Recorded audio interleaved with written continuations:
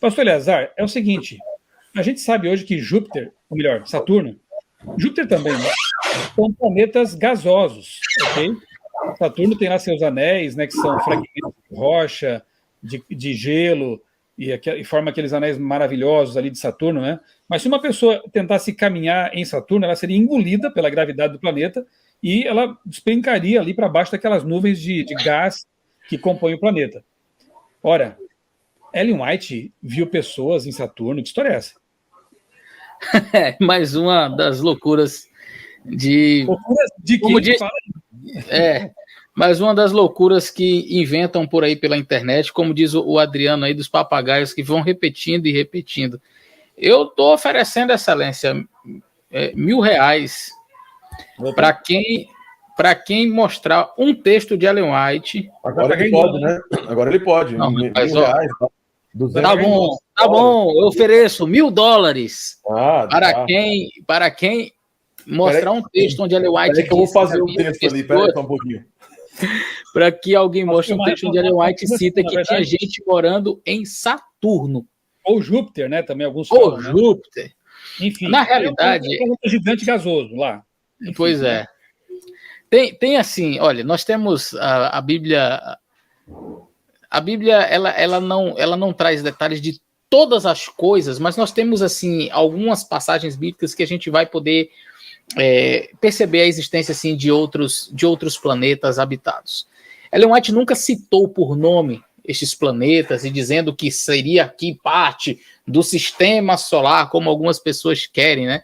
Ellen White escreveu alguns livros como Mensagens Escolhidas, Testemunhos Seletos, mas estas passagens aí estão nos Mensagens Escondidas e nos Testemunhos Secretos, porque não existem. Ellen White nunca escreveu Saturno, nem Júpiter, tendo moradores. Atos apócrifos, né? Ou Atos apócrifos. Apócrifos, não é? Mas veja, ela fala de ter visto um planeta onde haviam 7 luas.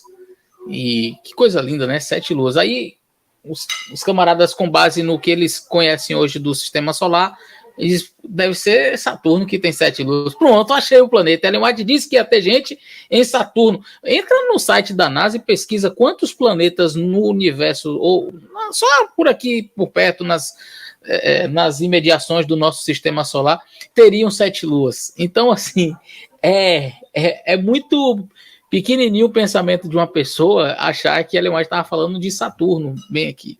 Quando ela fala, de fato, de planetas habitados. Ellen White diz, eu posso ler a citação dela, se vocês tiverem interesse, mas está no livro Primeiros Escritos, talvez eu não vá encontrar aqui agora, mas ela fala de planetas habitados.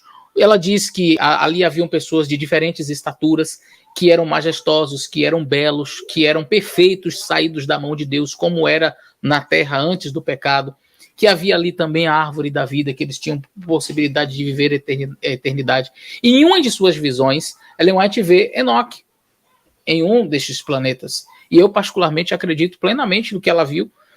E a Bíblia menciona que Enoque foi trasladado vivo para não ver a morte. Então ele foi para morar com Jesus Cristo, e ele teve um privilégio que todos os salvos terão, de conhecer o universo, de conhecer, sabe?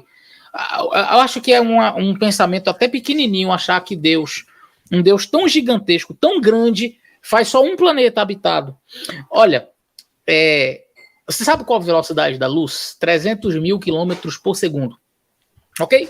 A velocidade da luz é de 300 mil quilômetros por segundo. Agora, se você viajar, é porque existem grandezas, existem metragens, né, diferentes para cada coisa. Eu não digo assim, dá quantos centímetros daqui onde eu estou até aí onde pastor Michelson está. Não se mede assim, se mede em quilômetros, não é? Mas eu não chego num lugar e digo, olha, eu quero comprar um tecido, me dê aí vou precisar de quantos quilômetros de tecido? Não, você vai falar em metros, centímetros. E o universo, por ele ser tão gigantesco, a medida de grandeza é anos-luz. Então, o que são os anos-luz? É a quantidade de quilômetros que a luz consegue percorrer em um ano, ok? Então, vamos lá. A velocidade da luz é de 300 mil quilômetros por segundo, ou seja, Em 1 segundo de relógio, ela viaja 300 mil quilômetros. Para você entender melhor, é como se você desse 8 voltas ao redor da Terra em 1 segundo. Passou 1 segundo no relógio, ó.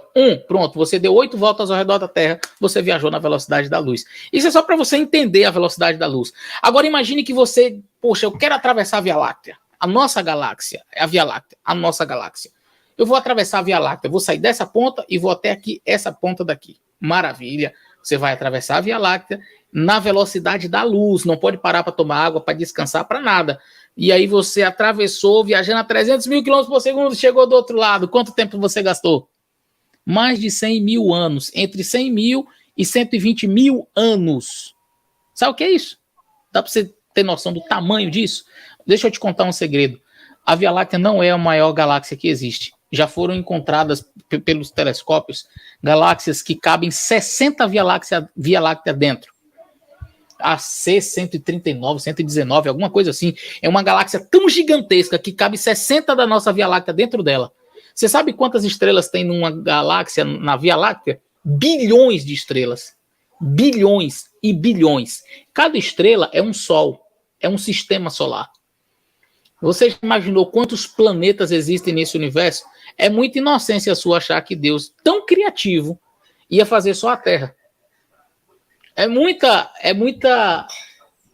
Não sei, a gente pensar pequeno demais, imaginar que um Deus tão gigantesco, tão grande, que criou uma coisa tão gigantesca como este universo todinho, ia fazer vida só aqui.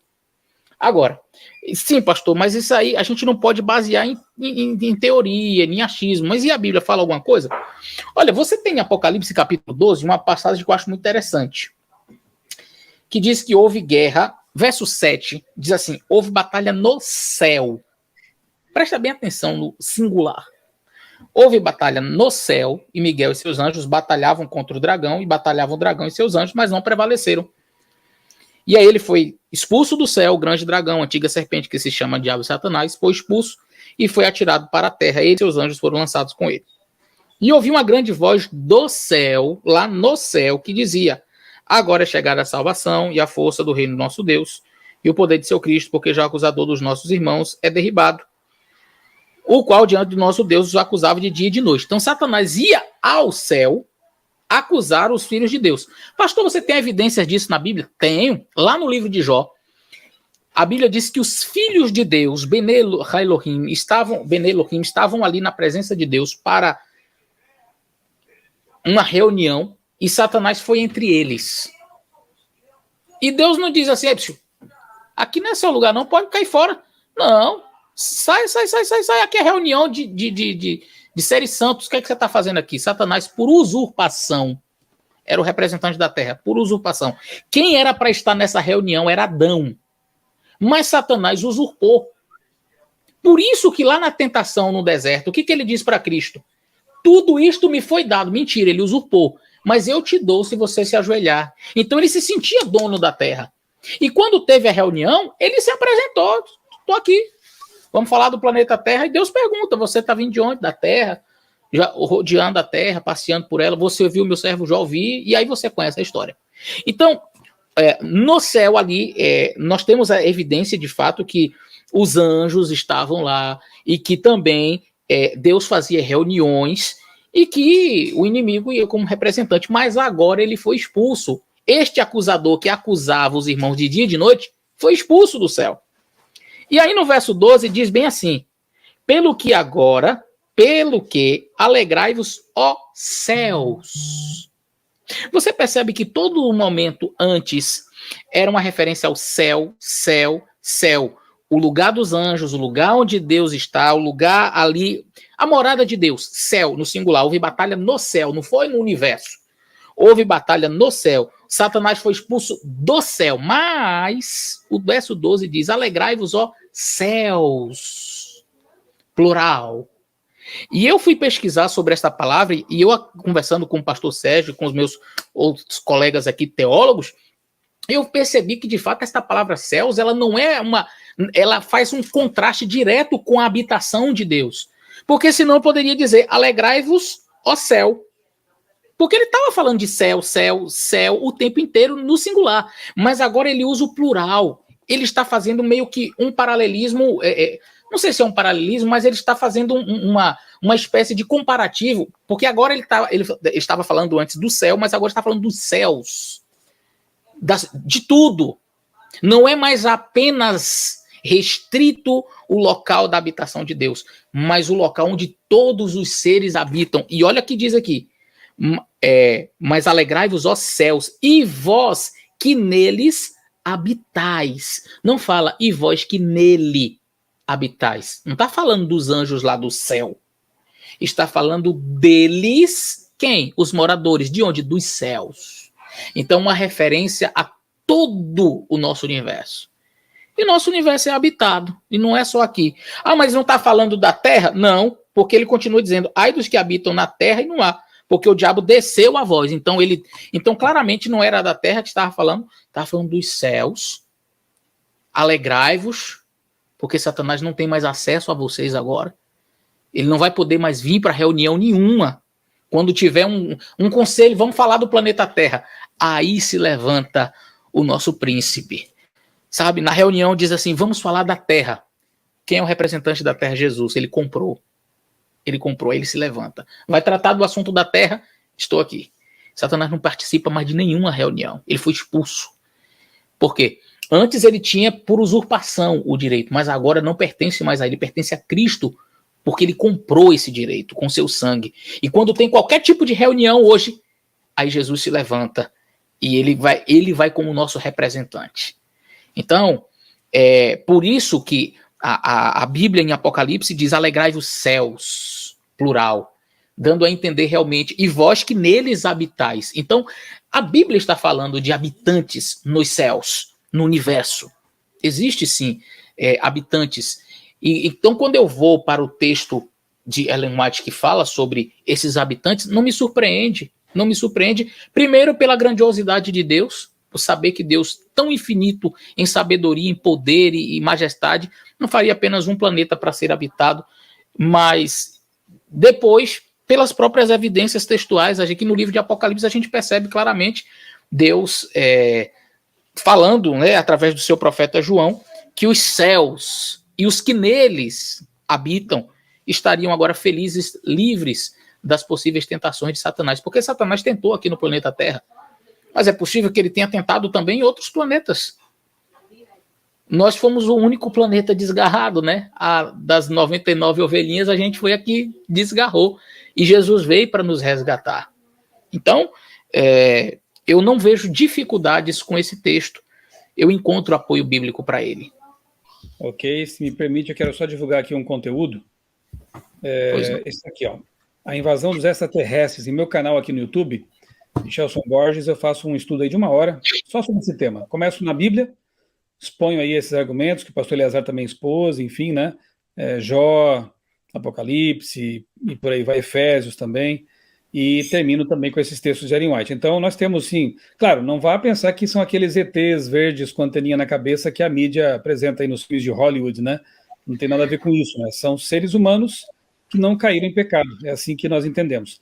E não pense que Ellen White está delirando quando fala disso, porque, como acabamos de ver, existe sim margem bíblica para esse assunto ser tratado. Então procura lá no meu canal A Invasão dos Extraterrestres, você vai encontrar então esse vídeo aí, tá bom?